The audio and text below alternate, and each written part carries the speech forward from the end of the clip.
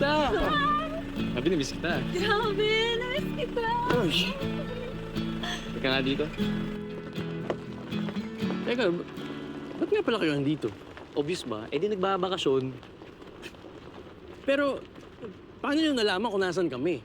Di naman mahirap hanapin. Actually, napost nga lahat sa fishbook ni Sophie. As in complete details. Complete details? So, nakita nyo kung nasaan kami eksaktong location? Dahil lang sa post ni Sophie? Ay nako, Angelito. Alam mo, that's the power of social media. Yes. At ikaw naman, Sophie, napaka-stalker prone ng profile mo.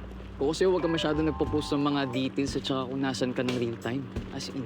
Alam mo, safe naman lahat ng pinopost ko at saka naka-CF yun lahat.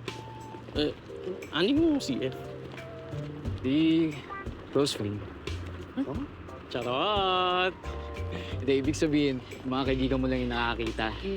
Ibig sabihin, close friends. Eh, hindi kasi ako ma-Facebook eh. Ano lang ako, tok-tok. Halata. Alam nyo, invite ko kayo sa bahay namin. Punta tayo doon. Kilala ko kay nanay at tatay.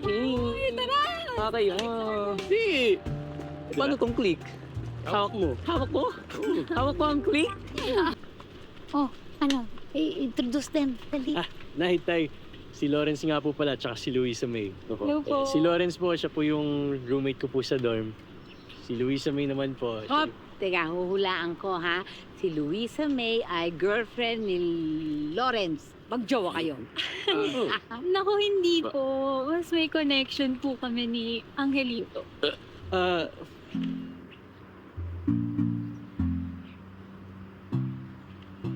Gusto nyo punta sa pugon namin? Pakita ko paano ginagawa yung special torta? Tara. Nay, dun po muna kami. Tara. Hi mga kapatid! Ako po si Mark Ian Garcia ng A Secret in Prague.